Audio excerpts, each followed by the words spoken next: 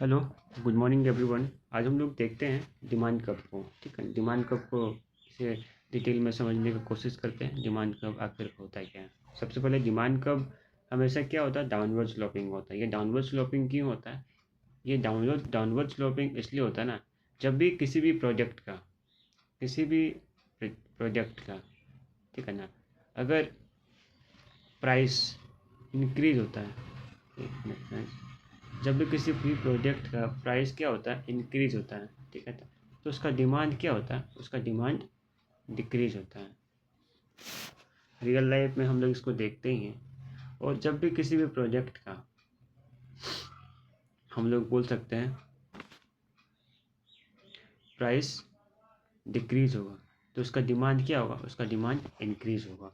ये कब होगा? जब other thing remain constant. Other thing remain constant मतलब कंज्यूमर का, फ्रेंड्स बोल सकते हैं, टेस्ट में कोई चेंज नहीं आया है, कंज्यूमर का इनकम में कोई चेंज नहीं आया है। और हम लोग बोल सकते हैं नंबर ऑफ बायर हो, सब्सिट्यूट प्रोजेक्ट का जो भी प्राइस है उसमें कोई चेंज नहीं आया हो, तो ये सब क्या है, अदर थिंग रिमेन कांस्टेंट होने पर ही डिमांड डाउनवर्ड होता है। डिमांड डाउनवर्ड होने का रीज़न क्या है? ये होता है law of diminishing marginal utility. Law of DMU क्या होता है? लॉ ऑफ डीएमयू ये होता है, डिमिनिशिंग मार्जिनल यूटिलिटी। जब भी हम किसी भी एक प्रोजेक्ट का मतलब ज़्यादा से ज़्यादा, मतलब जितना ज़्यादा प्रोजेक्ट हम लोग कंज्यूम करेंगे ना, उससे क्या होगा ना कि नंबर ऑफ सेटिस्फेक्शन हमारा कम हो जाएगा। ये लॉ ऑफ डीएमयू को एक अलग वीडियो में मैं एक डिटेल डिस्कशन करूँगा कि आखिर law of diminishing marginal utility क्या होता है। लेकिन इन शॉर्ट में मैं आपको समझा देता हूँ कि लॉ ऑफ डीएमयू ये होता है ना कि जैसे किसी भी एक प्रोजेक्ट का, जैसे हम लोग एक मार्केट में जाते हैं, मार्केट में क्या करते हैं ना, हम लोग जैसे कि पानी पूरी खाना हमें पसंद है, तो जब हम फर्स्ट पानी पूरी को खाते हैं तो हमें क्या होता है, सेटिस्फेक्शन हाई मिलता है। और जब सेकंड खाते हैं तो हम लोग को क्या होता है, सेटिस्फेक्शन थोड़ा कम होता है। तो जैसे जैसे हम किसी भी एक प्रोजेक्ट का क्वांटिटी को कंज्यूम करते हैं, मतलब किसी भी एक प्रोजेक्ट का जितना ज़्यादा क्वांटिटी को कंज्यूम करते जाता है ना, वैसे वैसे हमारा क्या होता है ना, सेटिस्फेक्शन लेवल मतलब कम होते जाता है। और एक पॉइंट आने के बाद हमारा सेटिस्फेक्शन लेवल ज़ीरो होता है, और एक पॉइंट के बाद हमारा सेटिस्फेक्शन लेवल हमेशा माइनस में चला जाता है। तो ये होता है law of diminishing marginal utility. इसे एक ग्राफ के साथ हम लोग एक अनदर वीडियो में अच्छे से समझेंगे। उसके बाद है रीजन ऑफ फॉर डाउनवर्ड में इनकम इफेक्ट। इनकम किसी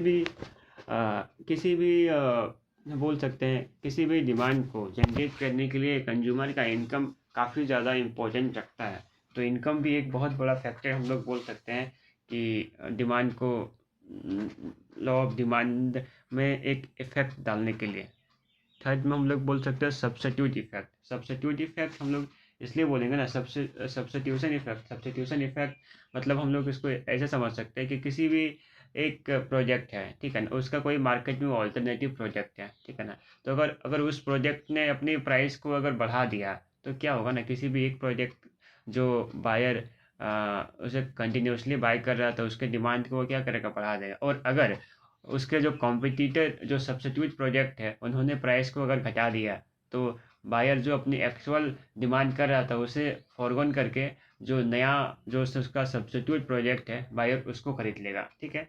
एंड द थर्ड है more buyer enter at a lower price. जब प्राइस किसी भी प्रोजेक्ट का कम होता है तो वो क्या होता है ना, अधिक से अधिक लोग आते हैं मार्केट में प्रोजेक्ट को बाई करने के लिए, जिसे उस प्रोजेक्ट की नीड भी नहीं होती। ठीक है। तो यही है फ्रेंड्स लॉ ऑफ डिमांड। ये हमेशा डाउनवर्ड स्लोपिंग होता है। और इसे इफेक्ट हम लोग बोल सकते हैं मेनली रीजन चार लोग करता है: law of DMU, income effect, substitution effect, more buyer enter at a lower price. I think इतना काफ़ी है फ्रेंड्स समझने के लिए। अगर इसमें अगर कुछ आपको प्रॉब्लम हो रहा है तो प्लीज़ मुझे कमेंट कीजिए, मैं इसे और क्लियर करने की कोशिश करूँगा। Thank you.